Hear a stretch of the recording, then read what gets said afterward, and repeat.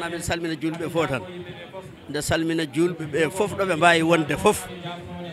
meɗe juuroɓe meɗe duwanoɓe meɗe ñaaguiɓe duwaw min salmini fof dendagal arɓe ɗo ɓe eɓe garani fof min ñaago Allah ne kadi yo Allah waɗan en moƴƴere e deƴƴere e leydi ndi yo Allah waɗi hen deƴƴere yo Allah waɗi hen deƴƴere yo Allah waɗi hen kawral e deƴƴere ɗum ko haaju julɓe fof yo Allah tabitin fof min calmini dendagal bandiraɓe ɗo mbawi wonde e arɓe ɗo eɓe garani fof mbiya yo Allah yob moƴƴere Allah yi golle ɗe yo Allah nan yo jaɓo jaabo so barka Allah e ɗelaɗo muɗum Allah rokku en kadi wattude mo wuuri so barka Allah e ɗelaɗo muɗum min jetti Allah min jetti onon arɓe ɓe mi wawani limtude o tan gandumi hen o kam mi haalino koye galle he o wona hande ari ɗo o ko ɗo jeeno kamɓe heddiɓe fof amin jetta Allah amin duwano on kattude duwaw i duwanade on leydi ndi deeƴa i ɗum kako duwanade hoore mum saabu so bone ari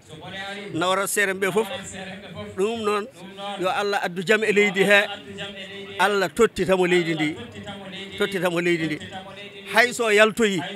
yo Allah tottita leydi ndi baɗo no makko ni abdouji tati en dañino hen ɗiɗi eɗen keddori tataɓo Abdou Diouf Abdoullahi Wadda eɗen keddori Abdou caggal makki yo Allah waɗ ɗum yajja arsugi webde jungo o wiɗi tati min Mouhammad Saïd mi yiyani o wi mbiɗa ara ɗo e Dakaru wona ɗo lewru tawi wayani ni mi rendinani hay ujunnaje joyyi o wi bamma ara ɗo wala ɗo so weeti addanami ujunnaje nogas mbiyamo ceerno hono dañata ɗum o wi kono noon nde wanno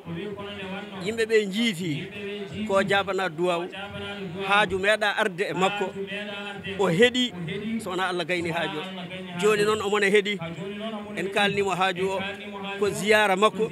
yowano wayanno اللهم اسكنه مع جوار سيد الأولين والآخرين وبجوار سيدنا أحمد التجاني رضي الله تعالى عنه وإلى أرواح آبائنا وأمهاتنا وإخواننا وأصدقائنا وأساتذتنا ومشايخنا خاصة وإلى أرواح جميع المؤمنين والمؤمنات والمسلمين والمسلمات الأحياء منهم والأموات أجمعين عامة وإلى جميع أصحاب الخيرات من المؤمنين والمؤمنات اللهم انصر من نصر الدين وجعلنا منهم اللهم انصر من نصر الدين وجعلنا منهم واخذل اللهم من خذل المسلمين ولا تجعلنا معهم آمين يا رب العالمين برحمتك يا أرحم الراحمين بجاه اللهم صل على سيدنا محمد الفاتح لما أغلق والخاتم لما سبق ناصر الحق بالحق والهادي إلى صراطك المستقيم وعلى آله حق قدره ومقداره العظيم إن الله وملائكته يصلون على النبي يا أيها الذين آمنوا صلوا عليه وسلموا تسليما صلى الله تعالى عليه وعلى آله وصحبه وسلم تسليما سبحان ربك رب العزة عما يصفون وسلام على المرسلين والحمد لله رب العالمين.